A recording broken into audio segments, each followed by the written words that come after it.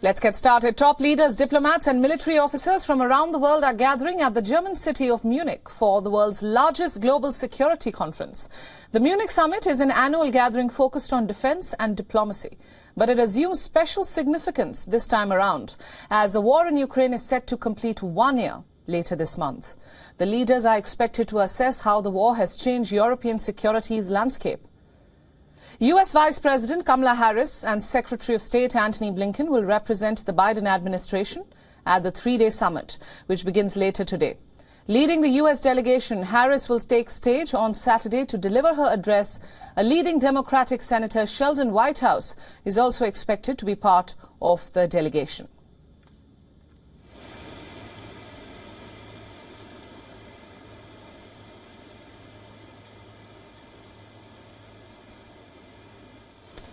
The first thing is to communicate bipartisan and bicameral American support for Ukraine as it resists the invasion by Russia, and to also take the opportunity overseas to urge the Biden administration to continue and increase the flow of munitions to the Ukrainian military.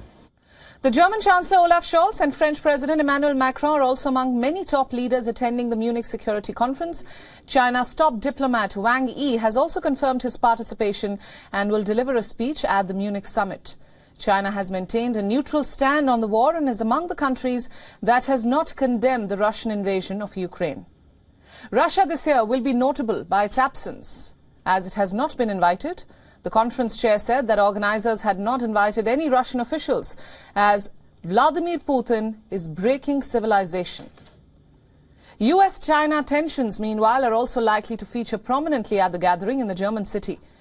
In the state of Bavaria, ties have nosedived since Washington shot down an alleged Chinese spy balloon.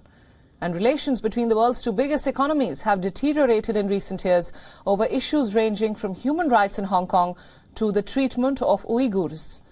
The other issue that is likely to figure out the talks is a stalemate with Turkey over NATO expansion. Ankara has so far stalled bids from Sweden and Finland to join the alliance.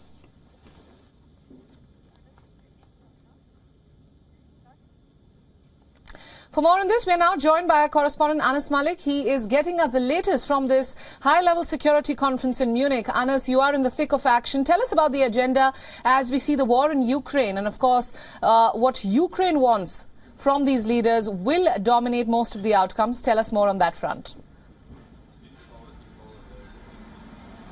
Well, Priyanka, what we know is that today the Munich Security Conference is set to begin at this very hotel that's right behind me, and we're seeing more than 26 foreign ministers across the world who will be attending this three-day meet. We're seeing at least 4 heads of states, we're seeing prime ministers, we're seeing presidents, vice presidents who would be coming in, and the agenda largely would be dominated on 2 fronts. First is the war on Ukraine, you rightly mentioned, and then the second is the engagement with the global south. Now, the Western allies would want to give a semblance that they stand with Ukraine and that they would want to have a consensus built up that Ukraine is not alone, and that's where we're seeing that very interesting panel on which tomorrow we have the US Secretary of State Antony Blinken, the German Foreign Minister Annalena Baerbock, and the Ukrainian Foreign Minister Dmytro Kuleba together on the same panel discussing the way forward with regards to peace and engagement. That is going to be the key focus. The other side is to be watched out would be Wang Yi, the former Chinese foreign minister, who is set to be or tipped off to be the next national security advisor of China, though he will be the elephant in the room, because this would be the first time he will be coming head-to-head with US Secretary of State Antony Blinken. We saw Antony Blinken, we saw those visuals coming in from of Antony Blinken's departure as well. So all in all, these 3 days they will be dominated on with regards to one, Ukraine, and secondly the engagement with the global south at large. Right, absolutely. Anas, very quickly, you mentioned the elephant in the room, which is the presence of China at the table. But another elephant in the room is the absence of Russia, which has been uninvited. It seems the Munich conference is charting out a new path by uninviting Russia, the other stakeholder in this war. Tell us more on that. Well, yes, it's not just Russia, but in fact, we know that Iran and North Korea, they've been left out on purpose, and we saw a statement coming in.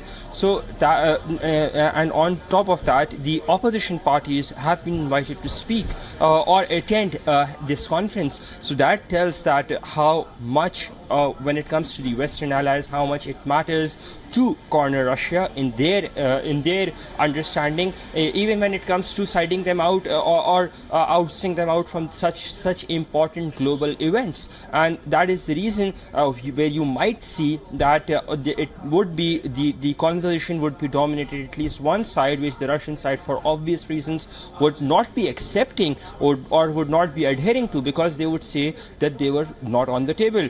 But the other interesting bit is the fact that the Chinese top diplomat or former top diplomat, he is due to visit Russia. So the takeaways, that would be codependent, that whether he takes away the key takeaways from this meeting to Russia and puts them on the table over there or not, that would be something that will be very, very closely washed out, Priyanka. Absolutely, Anas. We'll of course keep coming back to you for more live updates once the conference gets underway. Thanks for joining us at this hour.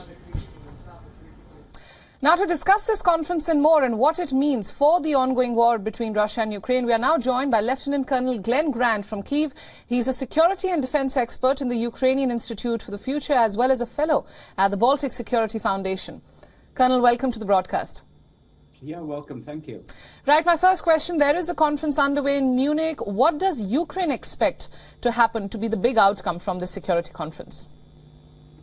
That's a very good question. Because in recent years, the Munich conference has drifted into becoming a talking shop with almost no outcomes of any value whatsoever. I mean, last year, you will remember, they asked Russia not to invade, and it had no effect whatsoever. So we'll see that. I mean, what Ukraine is looking for is not just collective talking, but actually collective action. And at the moment, we don't see that strength of purpose from the West and from American leadership that Ukraine actually needs, because it's being pummeled really hard at the moment in Donbass and badly needs support to win the war, not just to keep the war going. So Ukraine is going to be looking to see whether that there is some growing strength there. But then you have to ask yourself, if Biden is not going and he's sending Kamala Harris, who's not been engaged in this matter at all in this last year, then what message is that sending from America? That's a very interesting point you've raised there, Colonel. The fact that from the Biden administration, we have the vice president in attendance, not the president. It gives you a sense of what could be an outcome from this conference, if anything at all. Another very important point, Russia has not been invited, the other stakeholder. What kind of message is the conference sending out to Russia?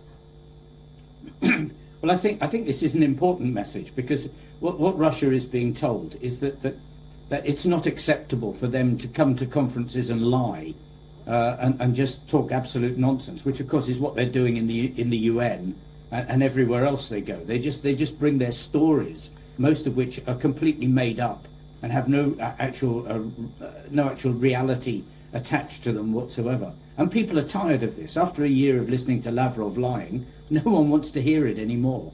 Absolutely. Just very quickly, a final question there. This conference is happening at a very significant time.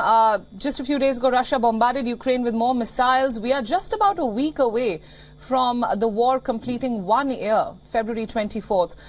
Where do you see this war heading? Will this conference serve any purpose in perhaps finding a peaceful resolution to the war? That depends, I think, upon three players. That's Germany, France and Turkey. If Turkey will finally come around and realise it's got to join the rest of NATO in the world and let Sweden and Finland into NATO, we could actually see a sea change in how things happen. The Germans and French lost so much credibility early in the war that they want to try and get their credibility back now, which is why the two leaders are there. But I'm not sure. I'm not sure that there's strength of purpose yet. I still think people are drifting. Right, Colonel, thank you so much for all those insights, and thanks for joining us on WION World is One at the hour. WION World is One is now available in your country. Download the app now and get all the news updates on the move.